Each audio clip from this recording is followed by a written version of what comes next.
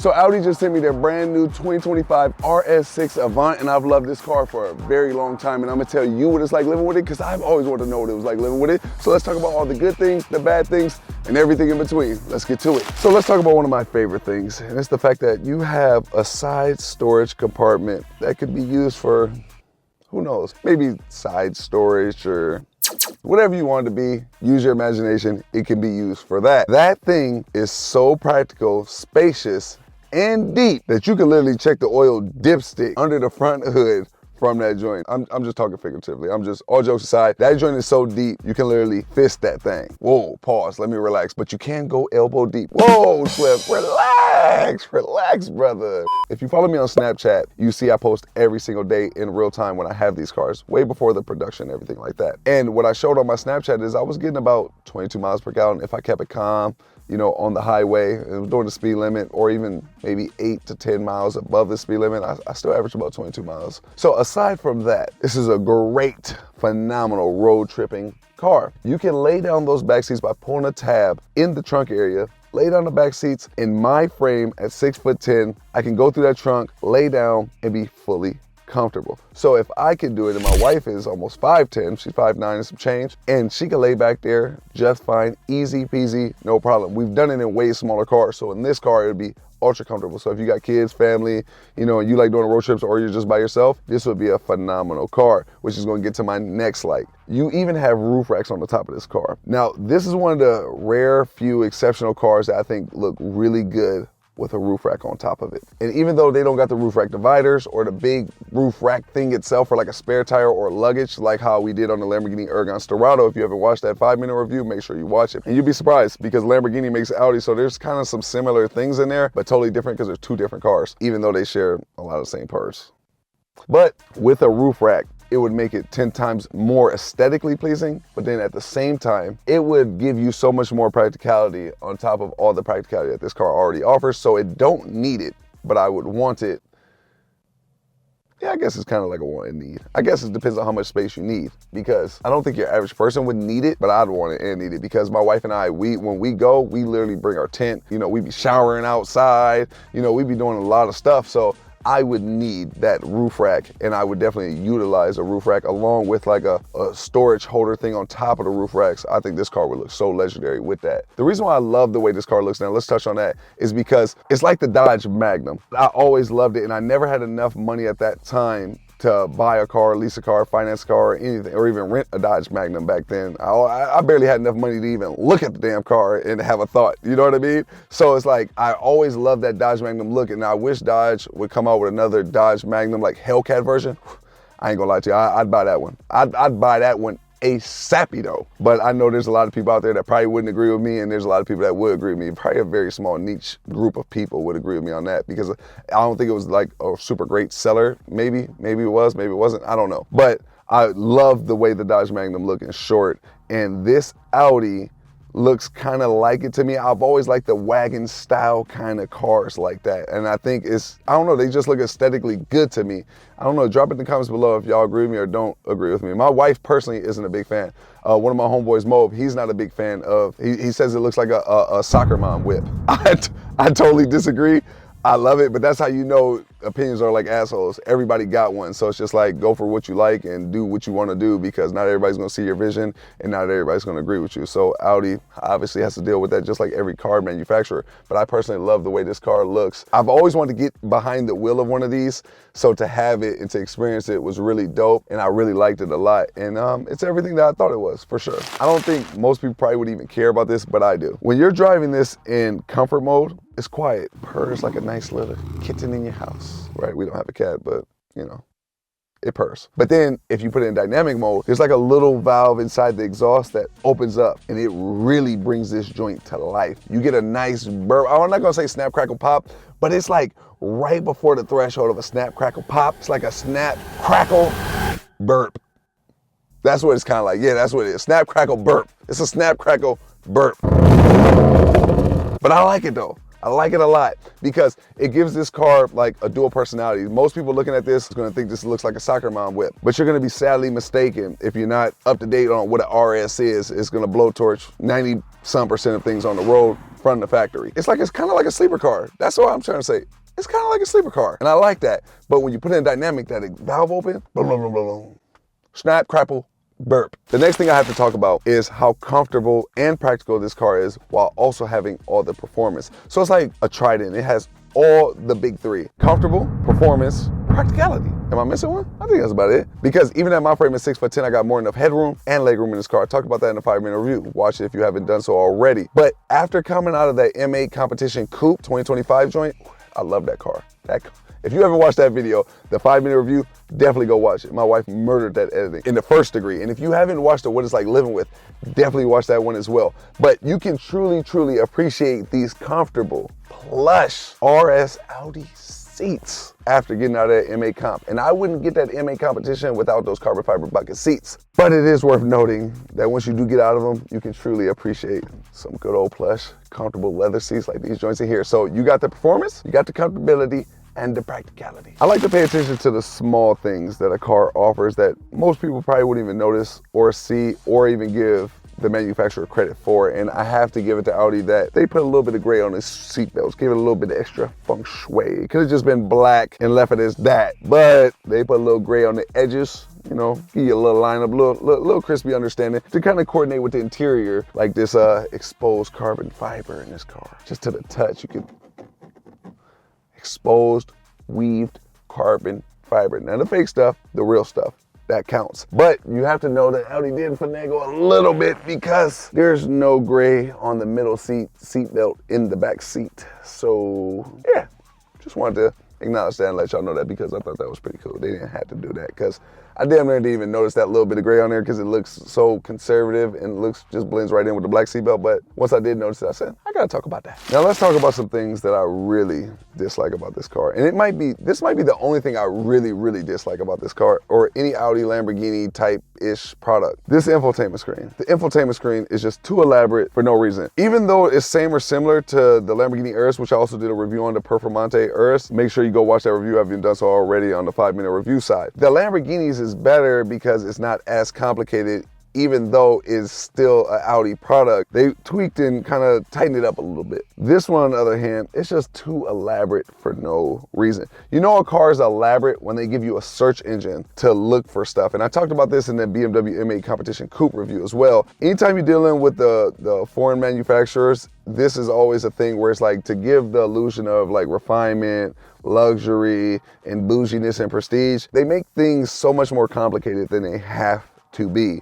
And this infotainment screen is just no different. It's too elaborate. And once you get this car, you've had it for a while, there's definitely a learning curve, but you'll get it. Once you get it, you got it kind of thing. Kind of, because there's still, even after a week of having it, I'm still like, how did I get back to that thing? And you know what I'm saying? So it's like, I don't like that.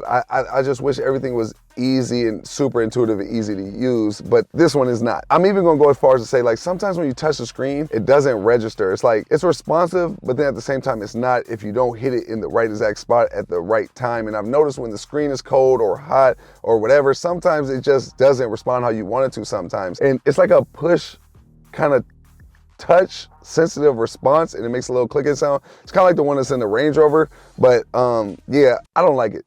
I'm just gonna be honest.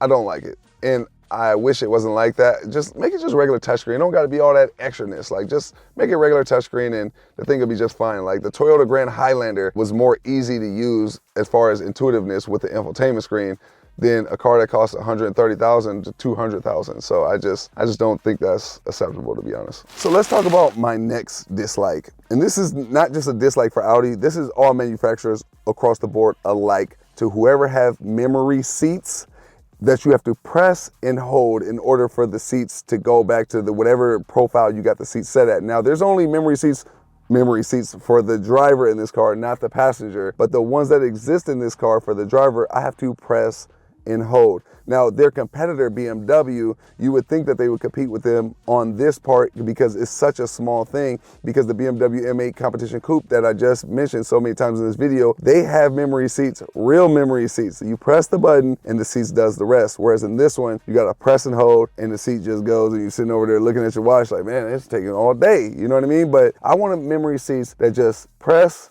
and go. Right? Is it even memory seats if you have to press and hold a memory seat button? Because what's the difference between pressing and holding a memory seat button versus just doing the mechanics on the side of the seat yourself? I don't think there's no difference. So I don't label cars where I gotta press and hold memory seats as memory seats. I should be able to press and the seat just does the rest. So my next dislike is gonna have to be a personal dislike, but I'm gonna tell you why it's a personal dislike. Just stick with me for a second. Because at my height of 6'10", obviously to anybody's measuring stick, I'm abnormally tall. In the basketball world, I might be like an average height person, but in the regular world, I'm like a giant freak of nature. And everybody looks at it and asks me my height every single day. It happens all the time. It's been happening forever, right? But I know at my height of 6'10", even though this won't apply to 90-some% of y'all watching this video, you know that if I fit in a car, driving or backseat or third row, and I can fit, you know you can fit at 6'3", 6'5", 5'10", 5'7", you know you can fit just fine. So you don't have to be my height to watch tall guy car reviews. You just know that if tall guy can fit in something, you know you can fit in something, even though you're not my height. So my next dislike is gonna have to be, personally, a dislike for me is gonna be the back seat, because I always know when something has an abundant amount of space is if I can sit behind my driver's seat settings and be back there comfortable. Maybe not as much as the front seat, but pretty close. That's when I know, 10s all across the board, this car is made for anybody and everybody. Maybe not for 7-footers and up, but 6'10" and below, I can vouch for. I'll say, man, abundant headroom, legroom space in the front and back seat. And that's always a major thing to me. So my personal dislike is the fact that I have no leg room at all in the back seat. I'm like a sardine in a tin can. I almost blew my left meniscus and ACL to match my right blown meniscus and ACL and MCL. I thought about they had to get surgery again because I can't even close the door. So that's a tough one for me. And I don't know what height that starts as at 6'5", 6'3". I don't know because I'm 6'10". But I will say this, with my seat set all the way back for me, I can't even get in this car properly. Like, I can't go feet first to get in the back seat, which tells me this car is too small, even though it's like a long, practical car. I don't know how the mechanics and design of that works, but I have to literally go head first to get in this car, and then I put my legs in, and then it's even tight to try to shut the door with the armrest and the whole door panel in the back seat. So that's a whole event in itself. So that's just something I had to mention as a personal dislike for me. Take of it what you will, maybe with a grain of salt, and that's my take on the backseat, and it's a dislike for me at my height of 6'10". My next dislike is going to be the fact that you can only open this trunk through the key fob and through a button in your driver door panel, but you can't close it from the key fob or that button in your driver door panel. So every time you want to close the trunk, you have to get out the car completely and hit a button on the actual trunk to close the trunk. And I think at a starting price of 120-something thousand, pretty much 130,000, and going all the way up to a GT at 200,000, I just think that's something that's too inconvenient to do at that price tag when it's something that's so simple to be able to add to a car or SUV. It's something I always been paying attention to, because if you go to Walmart or Target, or you're just a random grocery store, Publix, Kroger's, wherever you want to go to, there's so many different apps now where you can go through the app, pull up to a store, somebody will come out to you, drop your stuff off in your trunk, and then you can just go about your business. And in this car, you can't do that without having to get out the car. And if I wanted to get out the car, I would just go in the store. So that's just like something that I always notice whenever getting a car or SUV is, can you open and close the trunk without ever leaving the car? Or do you got to get out the car and close it every single time manually? It's just an inconvenience that I don't think should exist at this price tag. Now, if we were talking about a car that was maybe $15,000, $20,000, but there's cars that's within that price range or $30,000, $40,000 where you can open and close your trunk without ever getting out the car, but a car at 120, 130 something thousand, 200,000 doesn't have. And to me, I just don't think that's acceptable. I think that's an inconvenience. And I think when you're paying this kind of money, you're paying for convenience, performance, and all the extras, not just some of them. So this next one is definitely another tall person struggle / problem. And I've only noticed this when I've been on the highway and I'm on cruise control and I want to rest my leg. I hit this gear shifter all the time. It goes from drive to manual sport mode to where you got to go through the gears yourself, and you really don't notice it till you get out of cruise control and then you hit the gas and then you forget, oh dang, oh my leg hit it, that's why I wasn't moving to the next gear. So it's just something I noticed when being in cruise control on the highway over long trips and really driving this car for real. If y'all follow me on Snapchat, y'all would know this. The link's below in the description. Make sure you tap in to get these car reviews in real time way before this production. But every time I went to rest my leg, I would hit that gear shifter and it would pop over into sport mode. And you know, then you gotta switch gears manually, obviously. So I don't know what Audi could do about that. I don't even have like an alternative other than maybe you should have to hit the button to go into manual mode, but then for some people that'd be an inconvenience and something they dislike. So you can't get everything right, and all these manufacturers, you know, they listen to these criticisms and different things like that, but there's only so much they can do.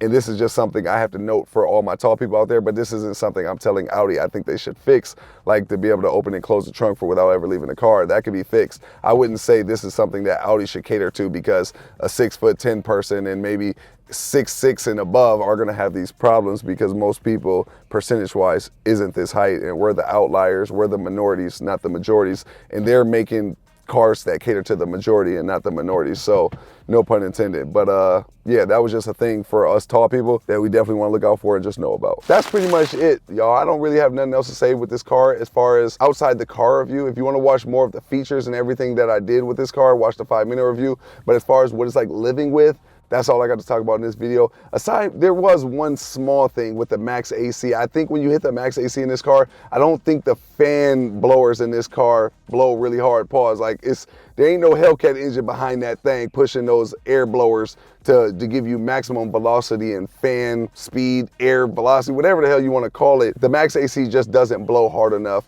And I believe the same thing with the heat as well. When you're really cold and you want the heat on, it's not blowing hard enough. It's like blowing you in a very gentle way. Pause. Like, I want the full extras, man. Give me everything. You know what I'm saying? I want to see all the extras. You know what I'm saying? When you're paying this kind of price tag. So for me, I just feel like the fan speed should just be stronger as well. But outside that, like, I really don't have no complaints about this car. All the things that I said I disliked, there was only like really one or two that I really disliked. It's definitely more of a majority, not the minority. I love it more than I dislike it, right? So I always tell people, talk to me about the majority, not the minority. And the majority of me with this car is I love it, I would buy it. I think it's a great value for what you're getting, for performance, practicality, and all the things that I mentioned in this video. But that's all I got to really mention about this car, y'all, as far as what it's like living with. If you like this one, give it a thumbs up, subscribe, and make sure you stay tuned for all the videos I got coming for y'all next, because I got some bangers. Until next time, you dig.